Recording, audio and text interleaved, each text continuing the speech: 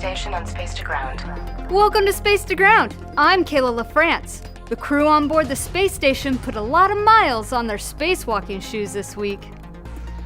On Sunday, June 20th, NASA astronaut Shane Kimbrough and ESA astronaut Thomas Pesquet set out on the second of 3 spacewalks, tasked with installing 2 new IROSA, or ISS, rollout solar arrays onto the P6 truss to augment power capability for the orbiting laboratory. At the end of their 6-hour and 28-minute spacewalk, the duo had successfully completed the solar array installation and deployment for the first IROSA. The array measures 60 feet long and 15 feet wide and will generate 20 kilowatts of power on the 2B power channel. 5 days later brought Kimbrough and Pesquet back out to the far-reaching P6 truss to work on the installation of the second new solar array.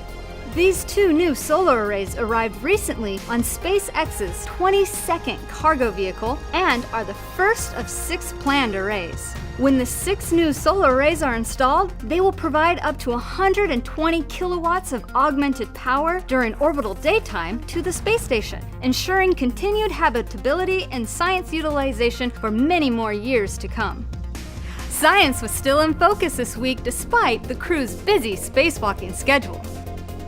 JAXA astronaut Aki Hoshide removed a sample tray from the sample chamber of the Lyophilization 2 experiment currently in the Microgravity Science glove box. Lyophilization, or freeze drying, is a common method for formulating pharmaceuticals to improve their stability and shelf life.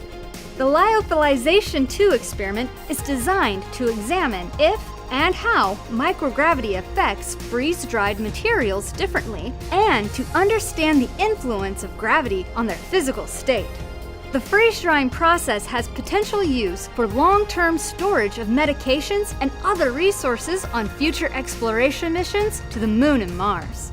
Improvements in this process could support efforts to use it to deliver products with similar physical properties here on Earth as well. The station crew also began to prepare for a busy week of cargo traffic. Make sure to join us on Tuesday, June 29th, to watch the departure of Northrop Grumman's Cygnus on the CRS-15 mission from the International Space Station. And later, from the Baikonur Cosmodrome, the Progress 78 cargo ship will launch to the space station. You can follow coverage of both events on NASA TV, the agency's website, and the NASA app. And that's Space to Ground for this week. Thanks for watching. We'll see you next week.